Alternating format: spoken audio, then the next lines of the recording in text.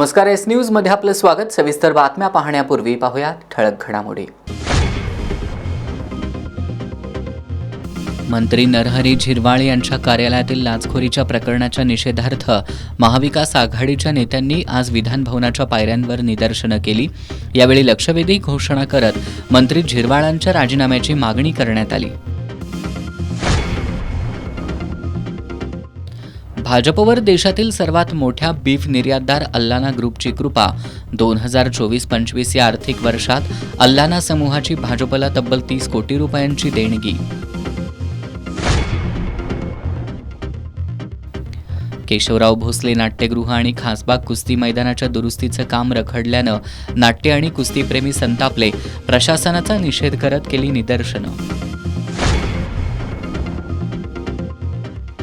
आणि काँग्रेसचे प्रवक्ते हनुमंत पवार यांच्यावरील हल्ल्याचा कोल्हापुरात निषेध। काँग्रेस कमिटी कार्यालयासमोर निदर्शनं। हे आहे GTPL SPN डिजिटल नेटवर्क आणि आपण पाहत आहात चॅनल एस।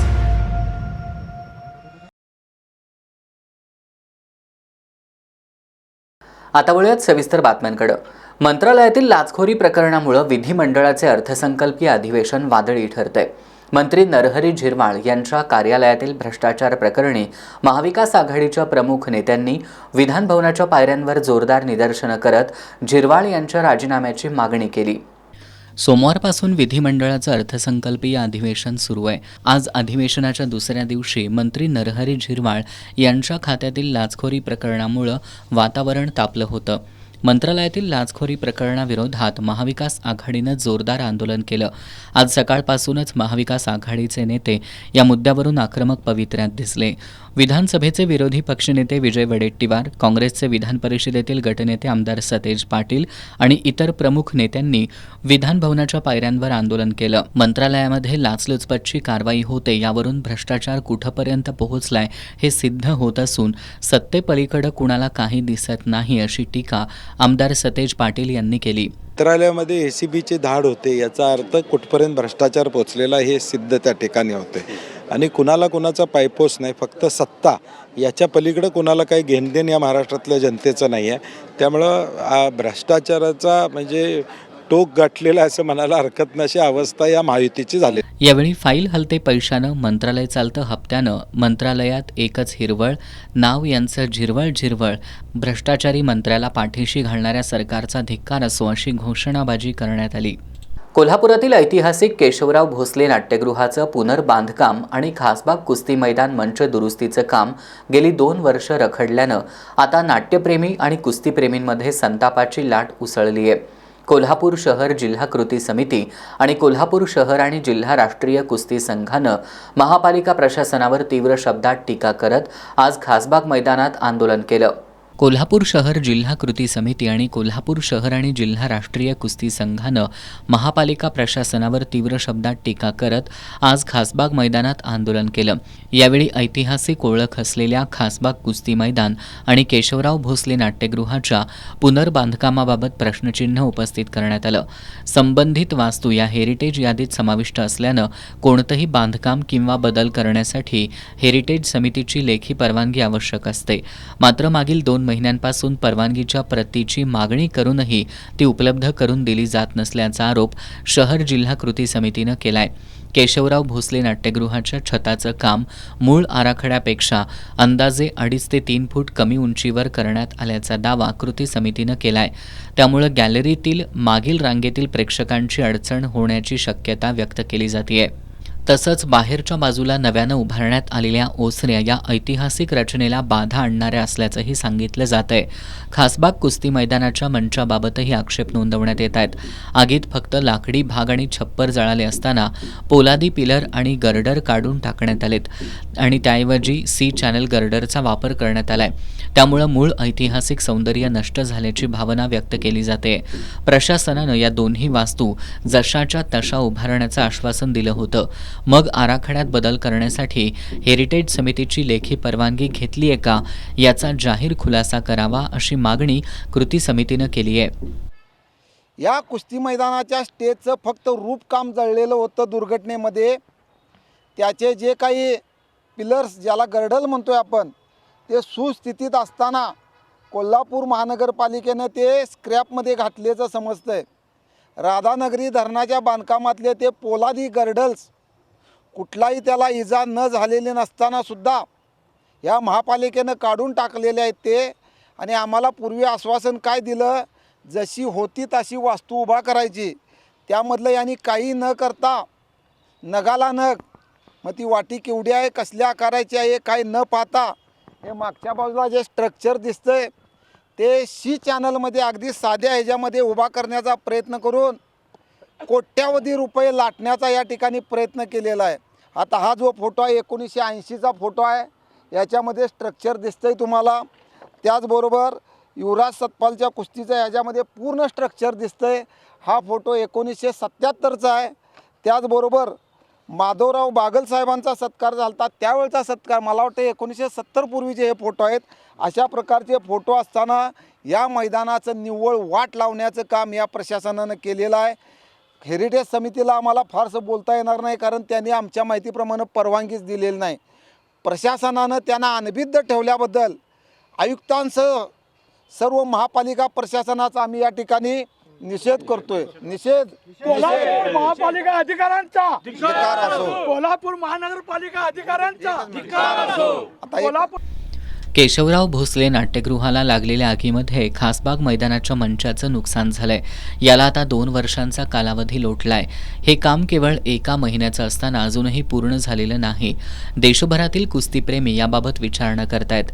महापालिका प्रशासनानं हे काम तात्काळ पूर्ण करावं, अन्यथा प्रशासनात दम नसेल तर आम्ही स्वतः पुढाकार घेऊन जनतेतून काम पूर्ण करू, असा इशारा कोल्हापूर शहर आणि जिल्हा राष्ट्रीय कुस्ती संघानं दिलाय. या ठिकाणी शाहू खासबाग कुस्ती मैदान हे ऐतिहासिक असं शाहू खासबाग कुस्ती मैदान आहे. गेले 2-3 वर्ष झाली आगीच्या भस्मताळीत पडलेलं आहे. कुस्तीच्या मैदानाचं फार मोठं नुकसान झालेलं नाही, फक्त स्टेज आणि दक्षिण बाजूची भिंत जी पडली होती तर भिंतीचं काम चालू आहे. स्टेजच्या कामाला जर मनावर घेतलं प्रशासनानं 1 महिन्याचंही काम आहे. 2 वर्ष झाली मी कोल्हापूर जिल्हा राष्ट्रीय तालीम संघाच्या वतीनं बोलतो की ते कुस्तीचं मैदान बंद पडलेलं आहे. देशभरातून राज्यभरातून लोकांची विचारणा होते की कोल्हापूरला कुस्तीचं मैदान कधी होणार. तर आम्ही सांगितलं की अशी जळीत घटना झाल्यावर जळीत घटना काय 2 महिन्यात उभा केली जाते, पण किती वर्ष तुमचं हे मैदान पडलेलं आहे. तुमच्या कोल्हापूर महानगरपालिकेमध्ये काय दम आहे का नाही, का आम्ही बाहेरच्या लोकांनी इथं करून दाखवू असं बाहेरील जिल्ह्यातील प्रतिनिधी बोलतात. तर जरा लाज असली ह्या प्रशासनाला, कॉर्पोरेशनला, तर 2 महिन्यात नाही 1 महिन्यात तिने एक स्टेज आमचं पूर्ण करून द्यावं, कारण जेणेकरून आम्हाला गोकुळ केसरी कुस्ती स्पर्धा या ठिकाणी भरवायच्या आहेत आणि ते करायचं असेल तर या महिन्यात 2 महिन्यात हे स्टेज त्यांनी पूर्ण करून द्यावं, एवढी कोल्हापूर जिल्हा शहर आणि राष्ट्रीय तालीम संघाच्या वतीनं मी मागणी करतोय. आणि या ठिकाणी आज जे बोलवूनसुद्धा ते अधिकारी आले नाहीत त्याबद्दल परत एकदा आम्ही जिल्हा तालीम संघाच्या वतीने त्यांचा निषेध करतो, धिक्कार करतो. या आंदोलनामध्ये अशोक पोवार, रमेश मोरे, महाराष्ट्र केसरी विष्णू जोशीलकर, राजाभाऊ मालेकर, प्रकाश आमटे, प्राध्यापक शिवाजी पाटील, लहुजी शिंदे, महादेव जाधव, सुनील थोरवत, रवींद्र कांबळे, प्रकाश रांगणेकर, दिलीप सावंत, संदीप लोखंडे, गफूर शेख आदींसह कार्यकर्ते सहभागी झाले होते. राज्यातील 12 जिल्ह्यात नुकत्याच पार पडलेल्या स्थानिक स्वराज्य संस्थांच्या निवडणुकांदरम्यान स्थगित केलेल्या राज्यातील आणि ब वर्ग सहकारी संस्थांच्या निवडणुकीवरील स्थगिती शासनानं आज उठवली. केवळ न्यायालयीन आदेशामुळे स्थगित झालेल्या संस्थांच्या निवडणुका यामधून वगळण्यात आल्यात. शासनाच्या या निर्णयामुळे गोकुळच्या निवडणुकीची रणधुमाळी लवकरच सुरू होणार आहे. गोकुळच्या विद्यमान संचालक मंडळाची मुदत 4 मे 2026 रोजी संपणार आहे. त्यामुळे एप्रिल महिन्यात गोकुळच्या निवडणुकीचा रीतसर कार्यक्रम जाहीर होण्याची शक्यता आहे. काँग्रेसचे प्रवक्ते हनुमंत पवार यांच्यावर पुण्यात झालेल्या हल्ल्याचा कोल्हापूर जिल्हा आणि शहर काँग्रेस कमिटीच्या वतीनं जाहीर निषेध करण्यात आला. काँग्रेस कार्यकर्त्यांनी निदर्शनं करत या हल्ल्याचा निषेध केला. काँग्रेसचे प्रवक्ते हनुमंत पवार यांना भाजपशी संबंधित तुषार दामुगडे यानं बंदुकीचा धाक दाखवत मारहाण केली आहे. आज या हल्ल्याच्या निषेधार्थ कोल्हापूर जिल्हा आणि शहर काँग्रेस कमिटीच्या वतीनं काँग्रेस कार्यालयासमोर निदर्शनं करण्यात आली.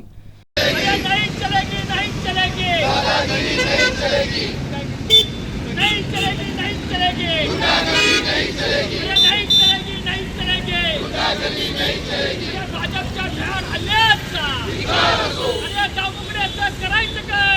या दामुगड्याचं करायचं काय?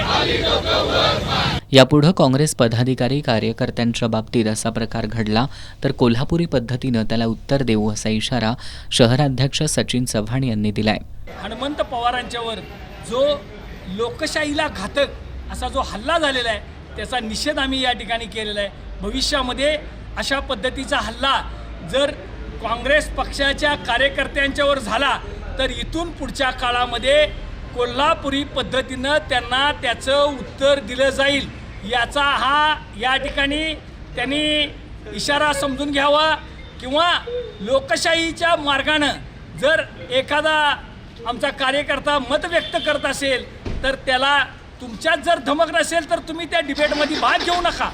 तुम्हाला उत्तर देता येत नसतील तर तुम्ही त्यातून बाजूला जावा. पण या ठिकाणी तुम्हाला जर अशा पद्धतीनं जर काँग्रेस कार्यकर्त्यांच्यावर हात उगारला, कायदा हातात घेण्याचा प्रयत्न केला तर त्याला जशाच तसं उत्तर दिलं जाईल. महाराष्ट्र प्रदेश काँग्रेस कमिटीचे सरचिटणीस तौफिक मुल्लानी, काँग्रेसचे महापालिकेतील गटनेते इंद्रजित बोंद्रे, विरोधी पक्षनेते राजेश लाटकर, नगरसेवक दुर्वास कदम, अमर समर्थ, विनायक फाळके, सचिन शेंडे, सचिव संजय पवार वाईकर, परिवहन समिती सदस्य अक्षय शेळके, संपतराव पाटील, विनायक घोरपडे, वेदवती मोहिते, रियाज सय्यद, संजय पटकारे, वैशाली महाडिक, उमेश पाडळकर, पूजा आरडे, शुभांगी साखरे, उज्ज्वला चौगुले, श्रीधर गाडगीळ, उत्तम शेटके, योगेश हातलगे, अमोल ओतारी, प्रमोद बेडेकर, स्वराज भाट, नागेश नलवडे, अथर्व पटकारे, तुषार काळे, रजनीकांत सरनाईक, विद्यानंद पोळ, रोहित पाटील, बाबूराव कांबळे यांच्यासह काँग्रेस कार्यकर्त्यांनी निदर्शनांमध्ये सहभाग घेतला.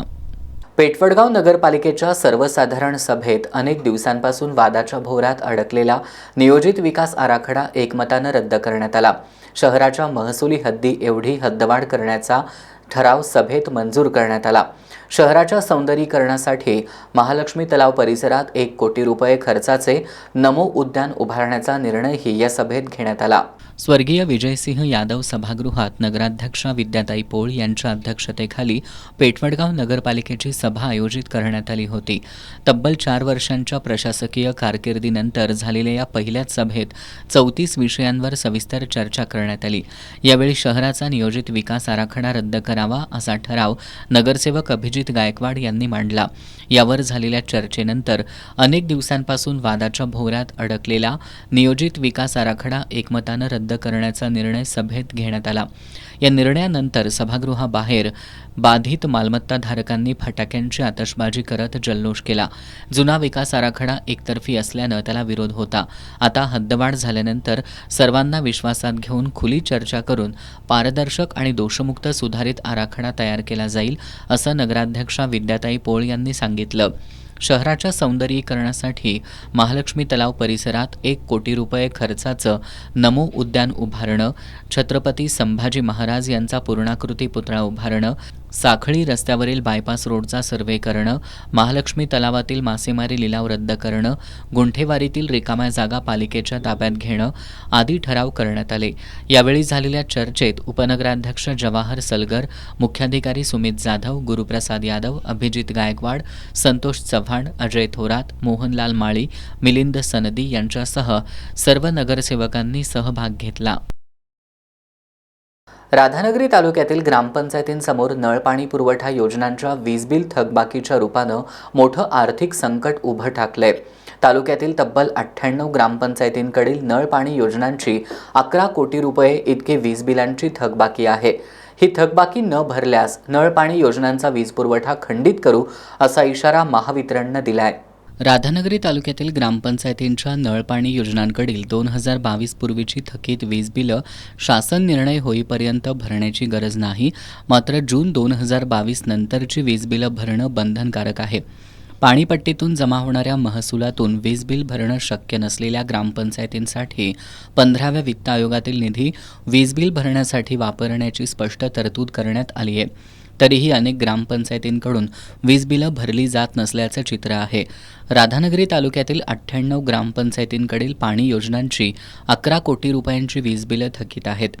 ग्रामपंचायतींनी वेळेत बिलं भरली नाहीत तर महावितरणकडून वीज पुरवठा खंडित करण्याचा इशारा देण्यात आलाय. गावांचा पाणीपुरवठा सुरळीत ठेवण्यासाठी संबंधित ग्रामपंचायतींनी तात्काळ वीज बिलं भरावीत असं आवाहन महावितरणचे उपकार्यकारी अभियंता ओमकार डांगे यांनी केलंय.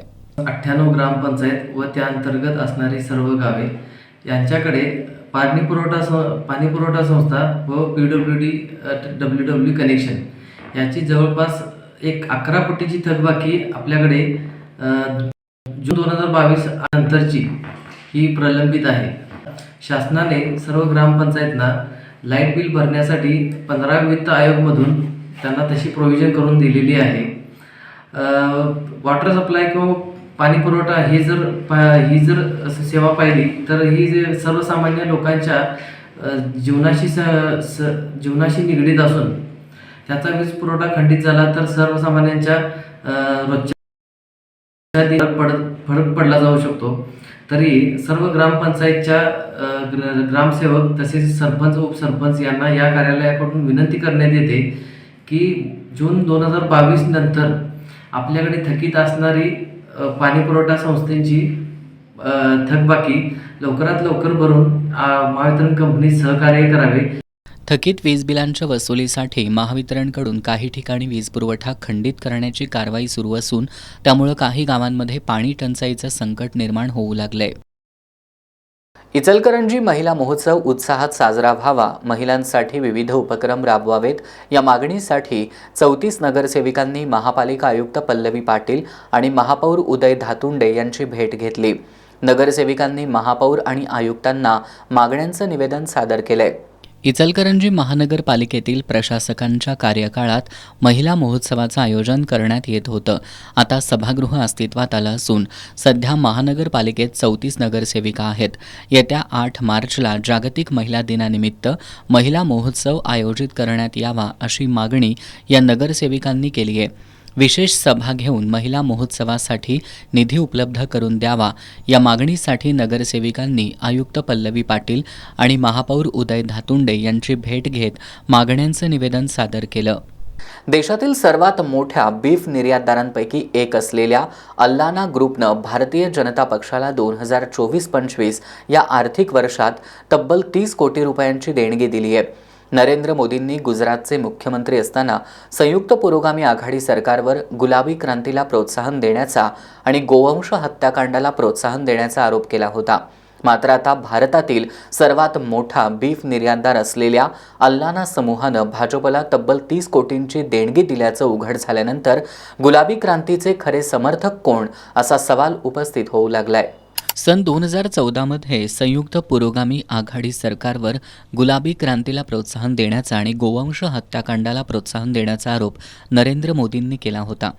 ग्रामीण भागात आपल्या प्राण्यांची कत्तल केली जाते. भारतातही मोठ्या प्रमाणात कत्तलखाने सुरू आहेत असा आरोप त्यांनी केला होता.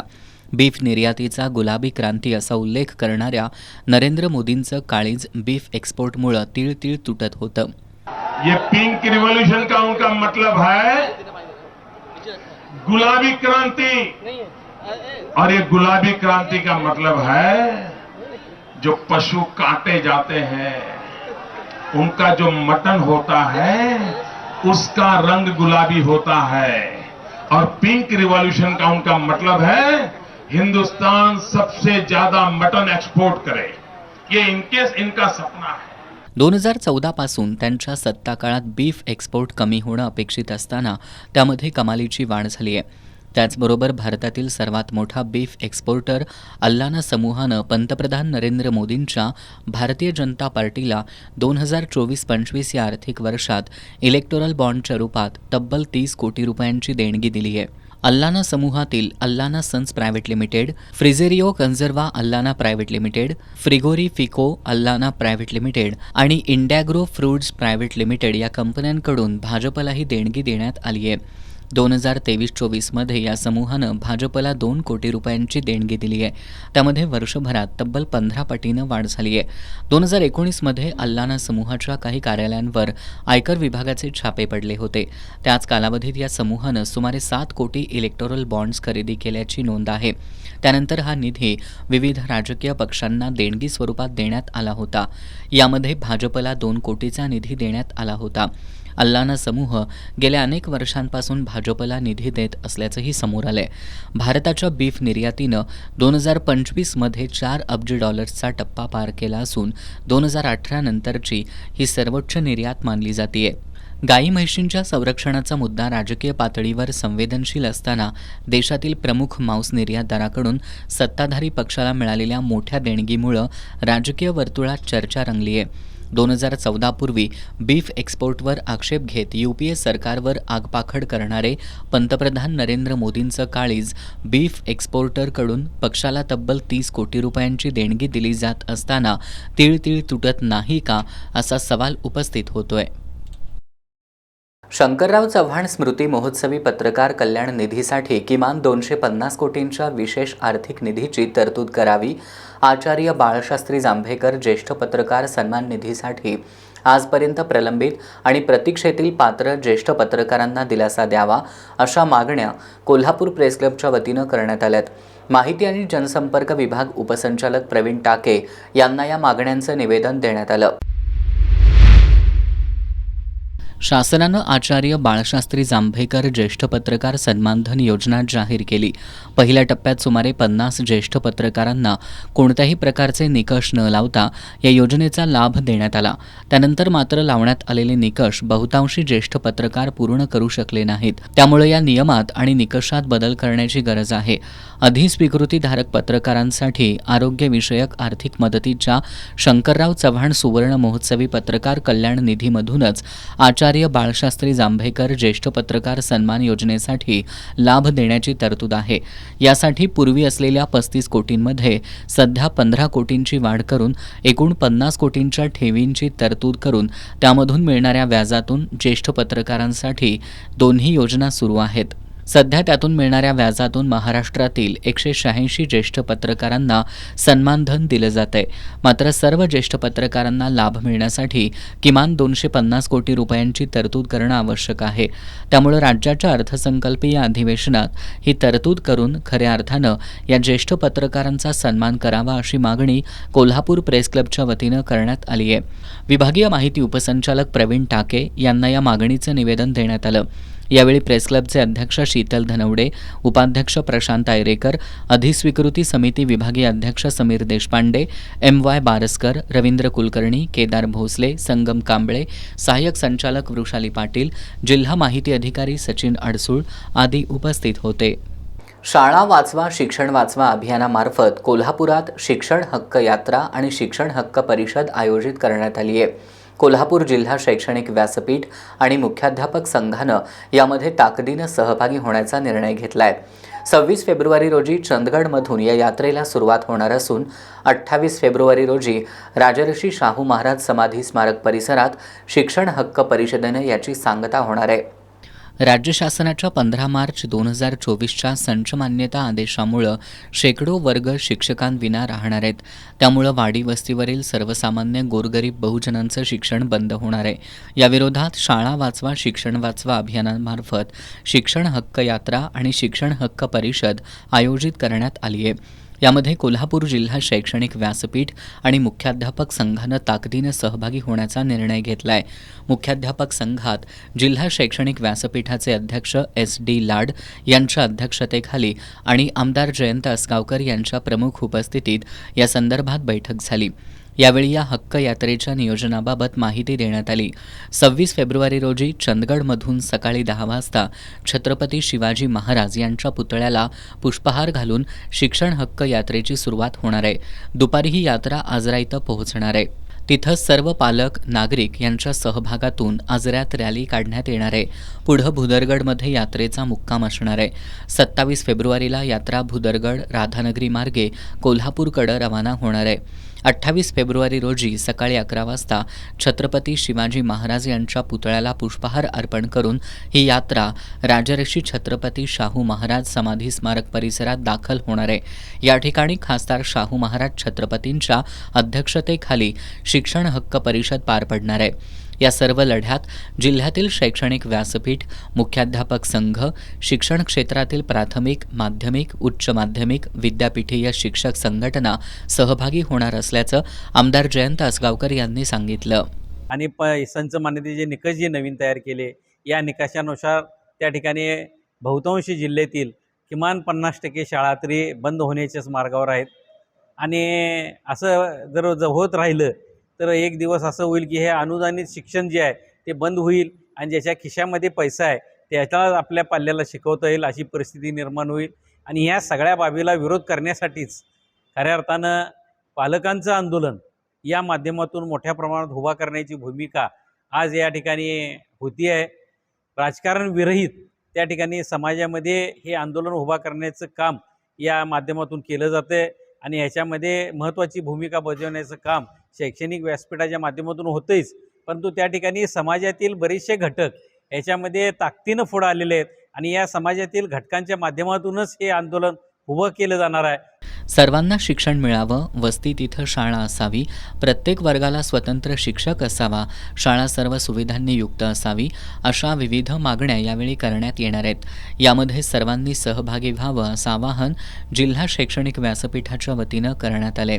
यावेळी मुख्याध्यापक संघाचे अध्यक्ष राहुल पवार, सचिव RY पाटील, विजय देवणे, शिक्षक नेते दादासाहेब लाड, सुधाकर निर्मळे, सुधाकर सावंत, उमेश देसाई, राजेश वरक, राजेंद्र कोरे, प्रभाकर हेरवाडे, उदय पाटील, प्रसाद पाटील यांच्यासह विविध संघटनांचे पदाधिकारी उपस्थित होते. ग्राहकांवर मोठ्या क्षमतेची प्रणाली बसवण्यासाठी सोलर सप्लायर्स दबाव टाकत असल्याचा आरोप महावितरणकडून करण्यात आला होता. मात्र कोल्हापूर जिल्हा ऑल इंडिया रिन्युएबल एनर्जी असोसिएशनचे संचालक सुहास पाटील यांनी पत्रकार बैठकीत हा आरोप फेटाळून लावलाय. पंतप्रधान सूर्यघर योजनेअंतर्गत निवासी ग्राहकांना 3 किलोवॅटपर्यंत सोलर सिस्टीम बसवल्यास केंद्र सरकारकडून अनुदान दिलं जातं. मात्र 3 किलोवॅटपेक्षा जास्त क्षमतेच्या वापरावर महावितरणकडून अनुदानामध्ये मर्यादा घालण्यात आल्यात. 3 किलोवॅटपेक्षा जास्त क्षमतेच्या वापरावर अनुदानाची मर्यादा येत असताना सोलर सप्लायर ग्राहकांवर मोठ्या क्षमतेची प्रणाली बसवण्यासाठी दबाव टाकत असल्याचा आरोप महावितरणकडून करण्यात आला होता. मात्र कोल्हापूर जिल्हा ऑल इंडिया रिन्युएबल एनर्जी असोसिएशनचे संचालक सुहास पाटील यांनी हा आरोप फेटाळून लावलाय. 13 फेब्रुवारीला अचानकपणे MSEDCLने जे काही ग्राहकांच्या मागणीनुसार आपण त्यांना सोलरचे कनेक्शन देत होतो किंवा त्याच्या लोडप्रमाणे आपण देत होतो, तर त्याच्यामध्ये बदल केला गेला आणि तो अचानकपणे घडल्यामुळे कुठली पूर्वसूचना न देता आज ग्राहकामध्ये संभ्रमावस्था निर्माण झालेली आहे आणि त्यांचा वापराच्या 12 महिन्याच्या वापराच्या आधारावर आज त्यांनी ते सँक्शन लोड देत आहेत.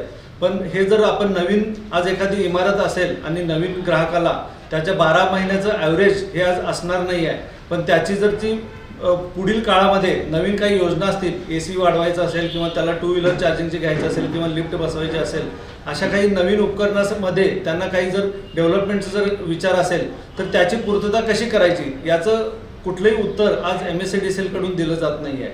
ह्याच्यामध्ये आम्हाला एकच आमचं म्हणणं आहे की ही जे काही अचानकपणे लादलेले हे जे काही तुम्ही MSEDCLकडून जे काही ग्राहकांना विश्वासात न घेता त्यांना आपण एक सर्व्हिस प्रोव्हायडर म्हणून जर आपण काम करत असू तर प्रत्येक ग्राहकाचा याच्यामध्ये विचार केला पाहिजे.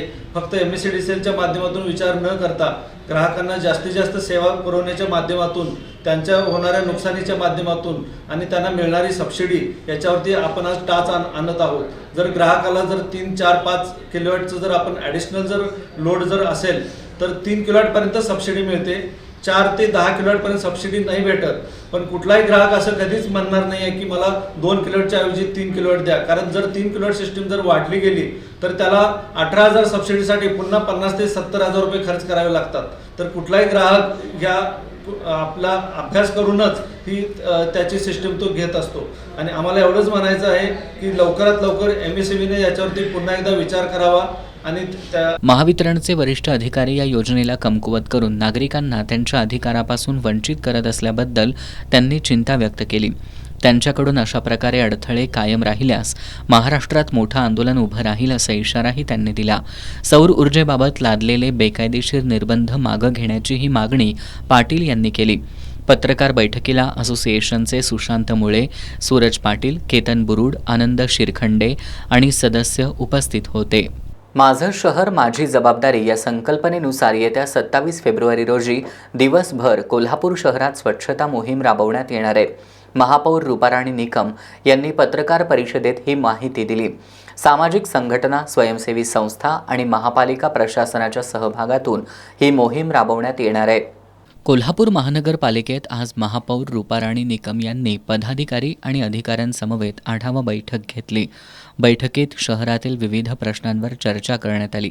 यावेळी 27 फेब्रुवारी रोजी माझं शहर माझी जबाबदारी या उपक्रमांतर्गत दिवसभर स्वच्छता अभियान राबवण्यात येणार असल्याची माहिती त्यांनी दिली. सकाळी 7 वाजल्यापासून संध्याकाळपर्यंत शहरातील विविध भागांमध्ये स्वच्छता केली जाणार आहे. मोहिमेच्या पहिल्या टप्प्यात सामाजिक संघटना, स्वयंसेवी संस्था आणि महापालिका प्रशासन यांच्या संयुक्त विद्यमानं मुख्य रस्ते आणि फुटपाथ स्वच्छ केले जाणार आहेत. नागरिकांनीही या उपक्रमात सक्रिय सहभाग नोंदवून शहर स्वच्छतेसाठी पुढाकार घ्यावा असं आवाहन महापौर रूपाराणी निकम यांनी केलं आहे. शहरातील भाजी मार्केटमध्ये अधिकाधिक चांगलं व्यवस्थापन केलं जाणार असून महिलांसाठी वातानुकूलित स्वच्छतागृह उभारण्यात येणार असल्याचं आश्वासन त्यांनी दिलंय. दररोज महापालिकेत बसून जनतेच्या प्रश्नावर काम करून लोकांना न्याय देण्यासाठी प्रयत्न करणार असल्याचं सांगत दर महिन्याच्या 5 तारखेला महापौर जनता दरबार आयोजित करणार असल्याचंही त्यांनी सांगितलं. यावेळी उपमहापौर अक्षय जरग, गटनेते मुरलीधर जाधव आणि आदिल फरास उपस्थित होते. व्यक्तिगत स्वार्थ साधला न गेल्यानं काही जणांकडून प्रशासनाच्या नाहक बदनामीचं आणि शहरवासियांची दिशाभूल करण्याचं षडयंत्र रचलं जात असलं तरी व्यक्तिगत स्वार्थासाठी आपण प्रशासनाचा बळी जाऊ देणार नाही असा सूचक इशारा इचलकरंजी महानगरपालिकेच्या आयुक्त पल्लवी पाटील यांनी दिलाय. प्रशासक काळातील कामकाजाची माहिती विधिग्राहीकरण करता येत नाही असा कायदा सांगतो. याचं अवलोकन संबंधित लोकप्रतिनिधींनी करून घ्यावं असंही त्यांनी पत्रकार परिषदेत बोलताना सांगितलं. इचलकरंजी महानगरपालिकेच्या पहिल्याच सभेत प्रशासक काळातील कामकाजाची माहिती सादर करावी आणि बँक डेटेड टेंडर आदी विषयांवरून प्रशासनाला काही सदस्यांनी कोंडीत पकडण्याचा प्रयत्न केला होता. त्या संदर्भात बोलताना आयुक्त पल्लवी पाटील यांनी अपुऱ्या आणि ऐकीव माहितीच्या आधारे एका व्यक्तीद्वारे चुकीचा मेसेज देण्याचा प्रयत्न केला जात असल्याचं सांगितलं. नगरपालिका आणि महानगरपालिका यांच्यातील कामकाजाची पद्धत वेगळी आहे. प्रशासक काळात झालेल्या कामकाजाचे विधिग्राहीकरण करता येत नाही असं कायदा सांगतो. याबाबत माहिती देणारी कायद्याची पुस्तकं गटनेता आणि विरोधी गटनेता यांना दिल्याचं त्यांनी सांगितलं. प्रशासनाकडून चूक झाल्यास त्याबद्दल निश्चितपणे तक्रारी करा, पण बिनबुडाचे आरोप टाळा. प्रशासक काळात चूक अथवा भ्रष्टाचार झालेला असल्यास त्याची तक्रार शासनाकडे करा. शासन निश्चितपणे कारवाई करेल. कामकाजाबद्दल सदस्यांना माहिती करून देणं हे प्रशासनाचं कर्तव्य आहे. समन्वय राखत एकत्रित काम केल्यास विकास कामं गतीनं मार्गी लागतील असं आयुक्त पाटील यांनी सांगितलं. लवकरच नूतन सदस्यांची कार्यशाळा आणि अभ्यास दौरा घेण्यात येणार असल्याचं सांगत प्रशासनाच्या नाहक बदनामीचं आणि शहरवासियांची दिशाभूल करण्याचं षडयंत्र रचलं जात असलं तरी व्यक्तिगत स्वार्थासाठी आपण प्रशासनाचा बळी जाऊ देणार नाही असा सूचक इशाराही त्यांनी दिला.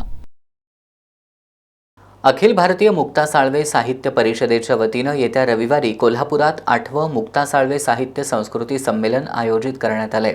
परिषदेचे निमंत्रक डॉक्टर शरद गायकवाड यांनी पत्रकार बैठकीत ही माहिती दिली. या संमेलनात विविध पुरस्कारांचंही वितरण होणार आहे. अखिल भारतीय मुक्ता साळवे साहित्य परिषदेच्या वतीनं कोल्हापुरातील शिवाजी पार्कमधील मुख्याध्यापक संघाच्या सभागृहात 8व्या मुक्ता साळवे साहित्य संस्कृती संमेलनाचं आयोजन करण्यात आलंय. सुरुवातीला संविधान रॅली काढली जाणार आहे. त्यानंतर लोकशाहीर अण्णाभाऊ साठे यांच्या स्नुषा सावित्रीबाई साठे यांच्या हस्ते संमेलनाचं उद्घाटन होणार आहे अशी माहिती परिषदेचे निमंत्रक डॉक्टर शरद गायकवाड यांनी दिली. ज्येष्ठ लेखिका निलिमा जाधव बंडुले या संमेलनाचं अध्यक्षस्थान भूषवणार आहेत, तर डॉक्टर अर्चना जगतकर या संमेलनाच्या स्वागताध्यक्ष असणार आहेत. या संमेलनात पुण्याच्या बाळासाहेब भडकवाड यांना साहित्यिक जीवनगौरव पुरस्कार, तर डॉक्टर हिराचंद मोरे, अशोक रास्ते, सचिन अवघडे, प्रदीप कुमार साने, पंडित चोपडे, सचिन आडगळे यांना साहित्यात्मक पुरस्कार देऊन गौरवण्यात येणार आहे. यावेळी सत्यशोधक मुक्ता साळवे साहित्य पुरस्कारही वितरित करण्यात येणार आहेत. संमेलनात मी मुक्ता साळवे बोलतेय, मी सावित्रीबाई फुले बोलतेय या एकपात्री प्रयोगाचं सादरीकरण होणार आहे. पत्रकार बैठकीला शामराव शेंडगे, सचिन बगाडे, प्रतिभा हेगडे, अरुण निंबाळकर, गोपाळराव साठे उपस्थित होते. इचलकरंजी महानगरपालिकेच्या शाळांमध्ये प्रवेश घेणाऱ्या मुलांच्या पालकांना घरफाळ्यात सवलत द्या अशी मागणी नगरसेविका तेजश्री भोसले यांनी केली आहे. महापौर उदय धातुंडे यांना या मागणीचं निवेदन सादर करण्यात आलंय. इचलकरंजी महानगरपालिकेच्या एकूण 33 शाळा आहेत. सुमारे 10 वर्षांपूर्वी या शाळांची पटसंख्या 14,000 होती. मात्र कालांतरानं ही संख्या लक्षणीयरित्या कमी झाली आहे.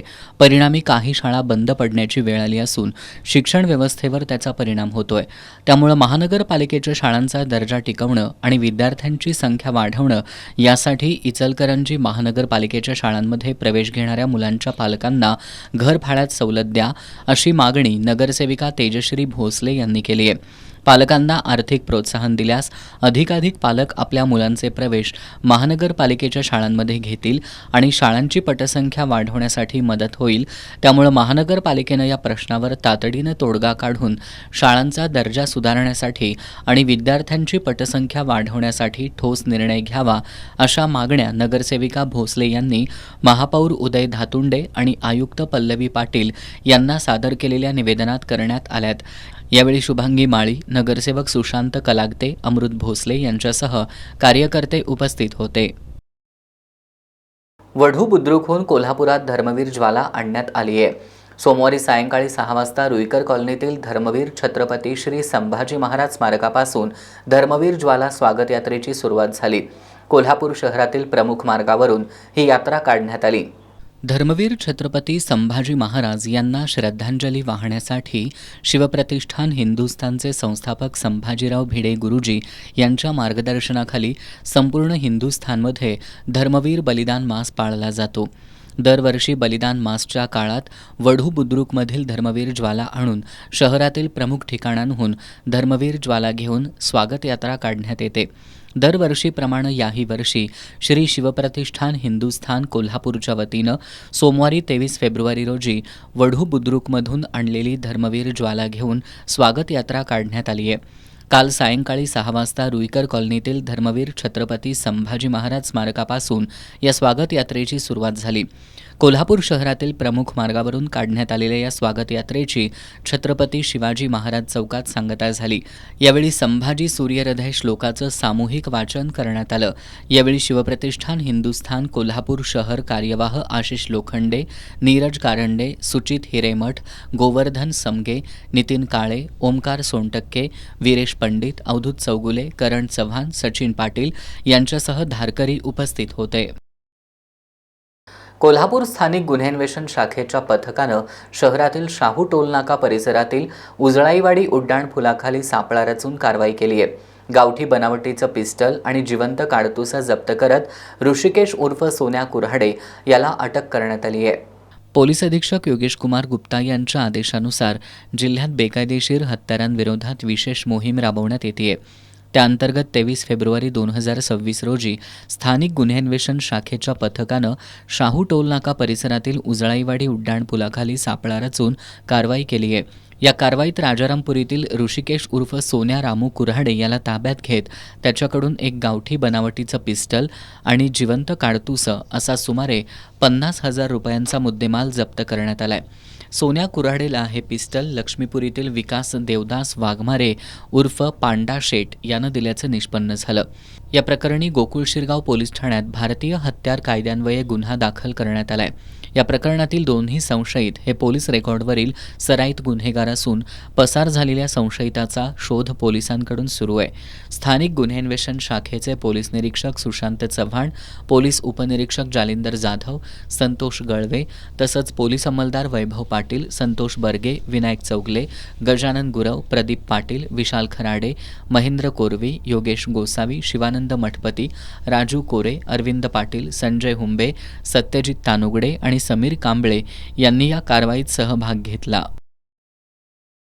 राधानगरी तालुक्यात आज सायंकाळी अचानक वातावरणात बदल झाला. दिवसभर जाणवणाऱ्या तीव्र उष्णतेनंतर सायंकाळी 5:30च्या सुमारास तालुक्यात ठिकठिकाणी पावसाच्या हलक्या सरी कोसळल्या. या अनपेक्षित पावसामुळे काही काळ जनजीवन विस्कळीत झालं. राधानगरी तालुक्यात आज दिवसभर कडक उन्हामुळे अंगाची लाही होत होती. मात्र सायंकाळी 5:30च्या सुमाराला अचानक वातावरणात बदल झाल्यानं पावसाच्या हलक्या सरी कोसळू लागल्या.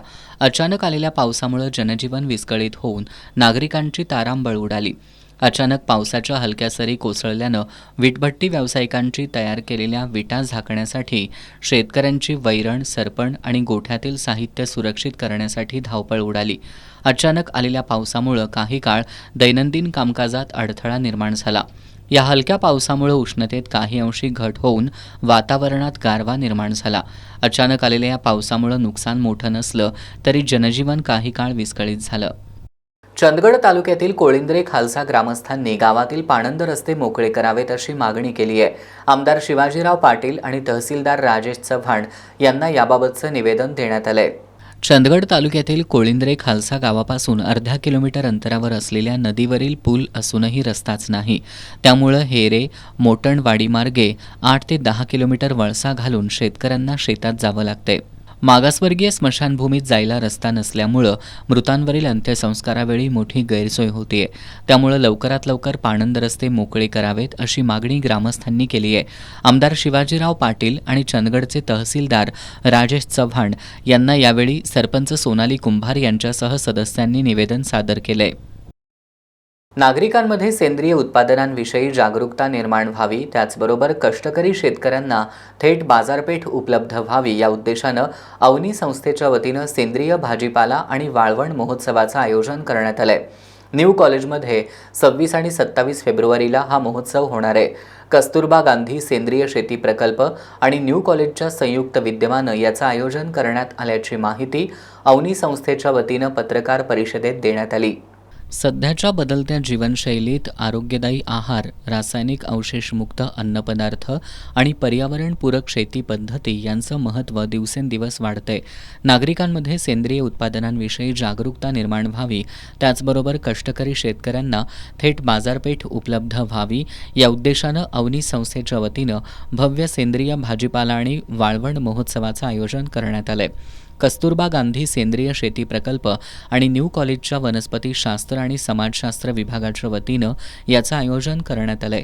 न्यू कॉलेजमध्ये 26 आणि 27 फेब्रुवारी रोजी सकाळी 10 ते सायंकाळी 7 या वेळेत हा महोत्सव सुरू असणार आहे. अवनी संस्थेच्या वतीनं पत्रकार परिषदेत ही माहिती देण्यात आली. माजी जिल्हा परिषद अध्यक्ष राहुल पाटील यांच्या हस्ते या महोत्सवाचं उद्घाटन करण्यात येणार आहे. श्री प्रिन्स शिवाजी मराठा बोर्डिंग हाऊसचे डॉक्टर के.जी. पाटील, भोगावती साखर कारखान्याचे संचालक B.A. पाटील आणि करवीर तालुका कृषी अधिकारी युवराज पाटील यांची यावेळी प्रमुख उपस्थिती असणार आहे. या महोत्सवामध्ये सेंद्रिय पद्धतीनं पिकवलेला ताजा भाजीपाला, विविध सेंद्रिय उत्पादनं, पारंपरिक वाळवण पदार्थ, घरगुती प्रक्रिया उद्योगांची उत्पादनं यांचं विक्री प्रदर्शन असणार आहे. त्याचबरोबर सेंद्रिय फवारणी, नैसर्गिक खत निर्मिती, परसबाग संकल्पना आणि लघुउद्योग उभारणी याविषयी मार्गदर्शन करण्यात येणार आहे. यामध्ये जिल्ह्यातील सुमारे 40 सेंद्रिय शेतकऱ्यांचे विविध प्रकारच्या भाजीपाल्यांचे स्टॉल्स उभारले जाणार असून शेतकरी आणि महिला उत्पादकांना थेट ग्राहकांशी संवाद साधून विक्रीची संधी उपलब्ध करून दिली जाणार आहे. अवनी संस्थेच्या अध्यक्षा अनुराधा भोसले आणि न्यू कॉलेजचे प्राचार्य डॉक्टर V.M. पाटील यांच्या मार्गदर्शनाखाली या महोत्सवाचं आयोजन करण्यात आलंय. नागरिकांनी मोठ्या संख्येनं उपस्थित राहून सेंद्रिय शेती चळवळीला बळ द्यावं असं आवाहन अवनी संस्थेचे उपाध्यक्ष संजय पाटील यांनी केलं. पत्रकार परिषदेला सेंद्रिय पद्धतीनं शेती करणारे महादेव पाटील, शोभा केनवडे, दीपाली पाटील, अनिल पाटील, संजय चव्हाण, महोत्सव संयोजन समितीचे सातप्पा मोहिते, माया जोगडे, केदार पाटील आदी उपस्थित होते.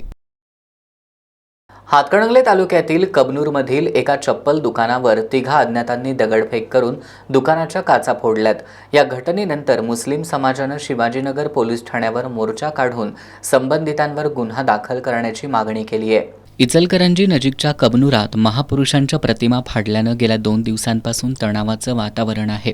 या प्रकरणी एका महिलेवर गुन्हा दाखल करण्यात आलाय. या तणावाच्या पार्श्वभूमीवर ठिकठिकाणी मोठा पोलीस बंदोबस्त तैनात करण्यात आलाय. सोमवारी सायंकाळी पोलीस अधीक्षक योगेश कुमार गुप्ता यांनी दोन्ही समाजातील प्रमुखांची बैठक घेऊन शांतता राखण्याचं आवाहन केलं होतं. मात्र सोमवारी कबनूर चौकात असणाऱ्या उकाज फुटवेअर या दुकानावर तिघा अज्ञातांनी दगडफेक करून दुकानाचं नुकसान केलं.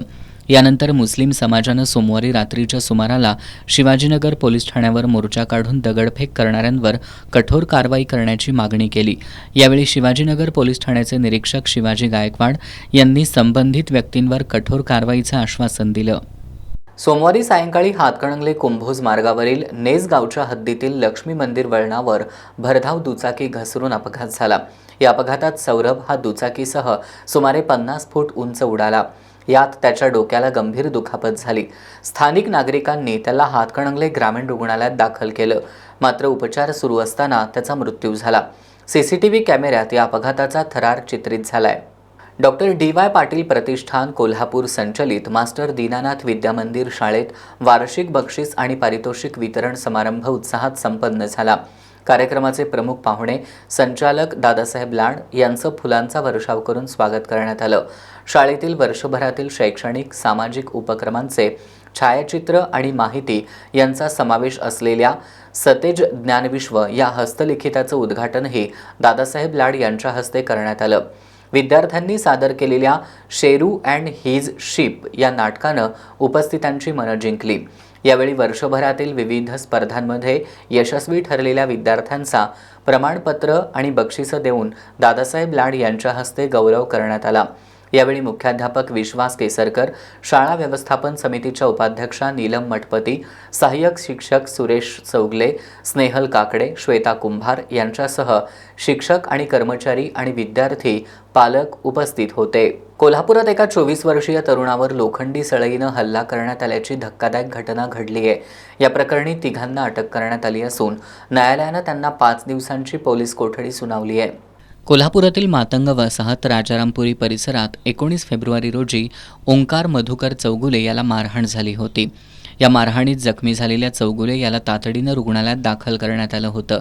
त्याच्या फिर्यादीवरून मातंग वसाहतीत राहणाऱ्या शिवम महेश बुचडे, विश्वजित जितेंद्र कवाळे आणि निलेश सुनील सकटे यांच्याविरुद्ध राजारामपुरी पोलिसात गुन्हा दाखल करून त्यांना रविवारी रात्री अटक करण्यात आली होती. या तिघांना न्यायालयानं 5 दिवसांची पोलीस कोठडी सुनावली आहे. कोल्हापुरातील साळोखे नगरमधील डी.वाय. पाटील कॉलेज ऑफ इंजिनिअरिंगमध्ये आंतरविभागीय तायक्वांदो स्पर्धा मोठ्या उत्साहात पार पडली. यामध्ये शिवाजी विद्यापीठाशी संलग्न विविध महाविद्यालयातील खेळाडूंनी उत्स्फूर्तपणे सहभाग घेतला. साळोखेनगरमधील doctor D Y. Patil college of इंजिनिअरिंगच्या वतीनं शिवाजी विद्यापीठ आयोजित आंतरविभागीय पुरुष आणि महिला तायक्वांदो स्पर्धेचं यशस्वी आयोजन करण्यात आलं. या स्पर्धेत शिवाजी विद्यापीठाच्या कार्यक्षेत्रातील कोल्हापूरसह सांगली, सातारा, रत्नागिरी, सिंधुदुर्ग या जिल्ह्यातील खेळाडूंनी सहभाग घेतला होता. मान्यवरांच्या हस्ते स्पर्धेचं उद्घाटन करण्यात आलं.